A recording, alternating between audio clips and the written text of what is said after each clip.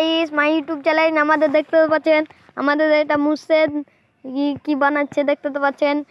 এই যে দেখুন আগুন ধরাচ্ছে কি খাতরা করে, দেখতে পাচ্ছেন আমাদের মুর্শেদ।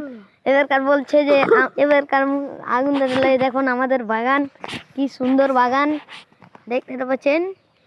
এই তো আমার ওদের বাগান।